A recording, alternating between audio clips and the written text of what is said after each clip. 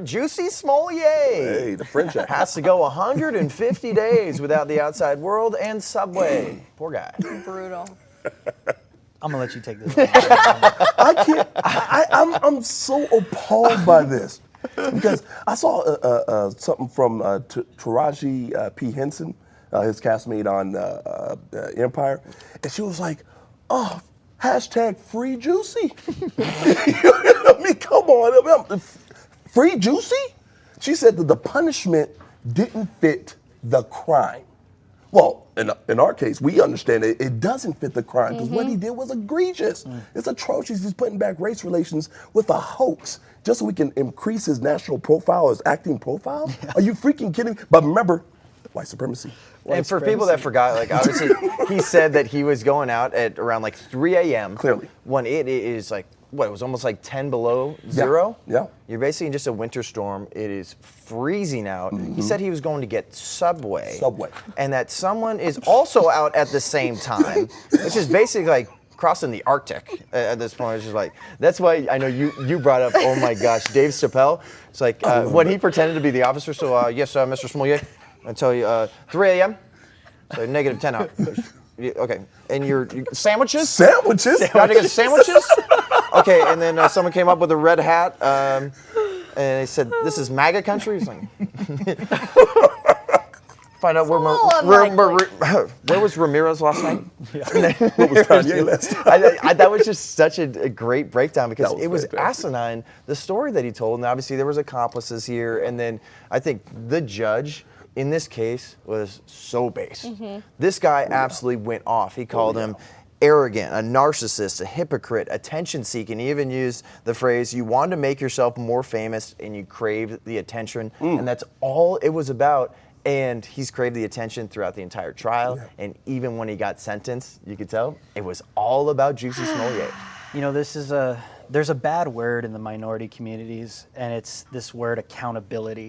And I think that whenever you throw that word around or whenever you execute it, for some reason, these communities just want to point the finger, they want to accuse you of being a racist, they just do anything and everything they can to get away from accountability. And I think the worst thing that we can continue to do to these communities is continue to let them just play that race card, accuse everything of white supremacy, accuse everyone of being a racist anytime someone tries to simply hold them accountable for doing something wrong.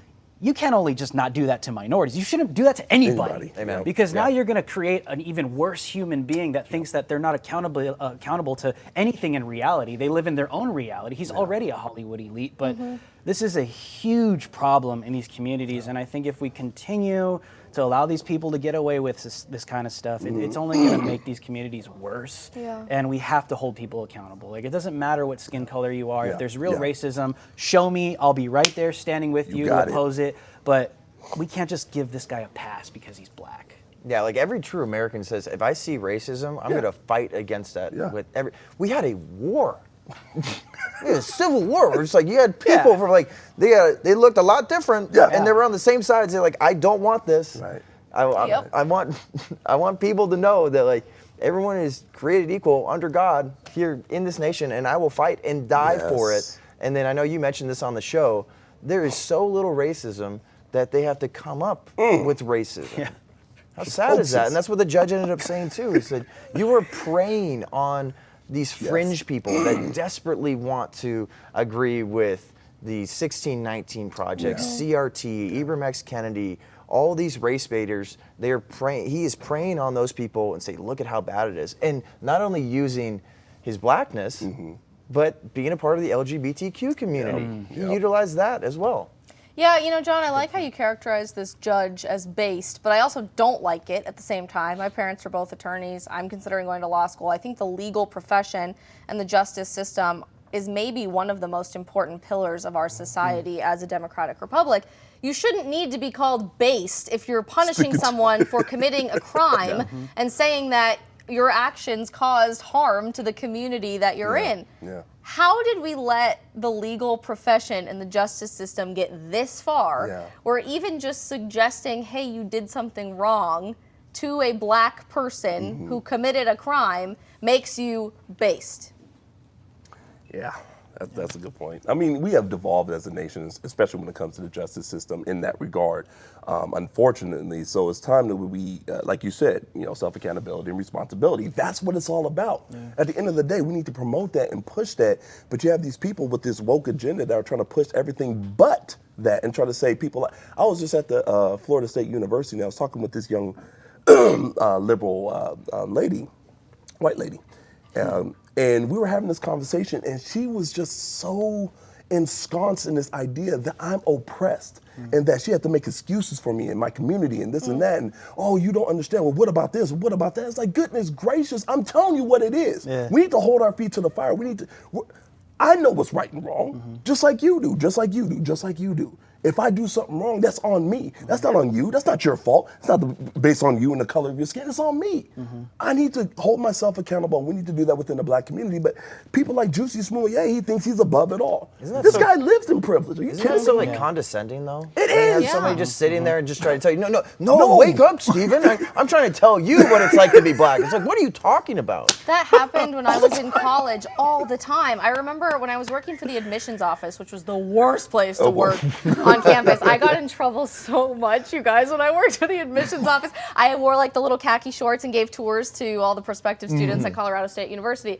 And I actually got a formal complaint written in my file because I dared to address a group of people as you guys instead of something a little bit more gender neutral. But similar concept. We were in one of our all-staff meetings, and there was a young woman who worked with me on staff who was in the engineering department, and we were talking about privilege, and the instructors, who were also women of this like mandatory meeting we had to go to, were screaming at this girl that I worked with who was a female in engineering that she was oppressed because she was a female in engineering and it's largely a male-dominated field. And she said, well, I'm in all the same classes. I'm getting all A's in these classes. I got into the program. I'm going to graduate with the same degree.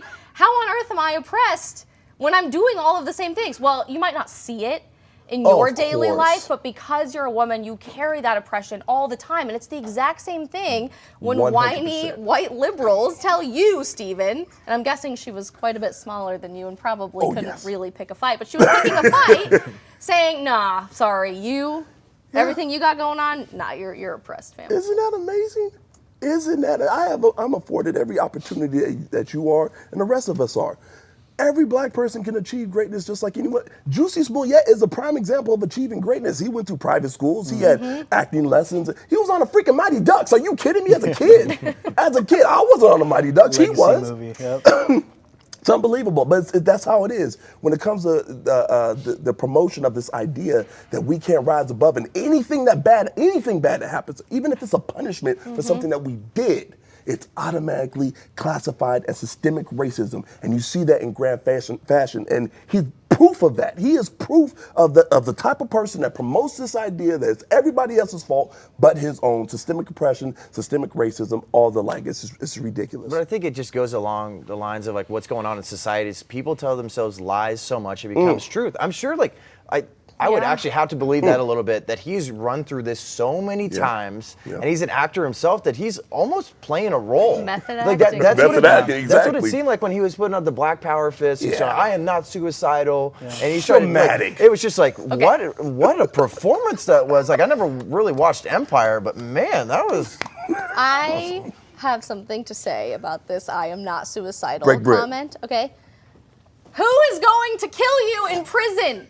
Who? Name one logical person that's going to come after you for committing a crime against yourself. And I think he's on the right side with the Clintons, so they're not going to get it. Well, yeah. So if your whole thing is, I'm not suicidal, but I'm saying that because I fear somebody's going to kill me, I feel like it's like a reverse Epstein situation where if he dies in prison, the only logical case based on his criminal track record is that he did it to himself, and then they're going to try to blame it on somebody else. There's going to be memes that come out about this if this does happen, and I hope that it doesn't. I hope he doesn't lose his life. That it's going to say Jussie Smollett did kill himself versus the whole Epstein didn't kill himself thing.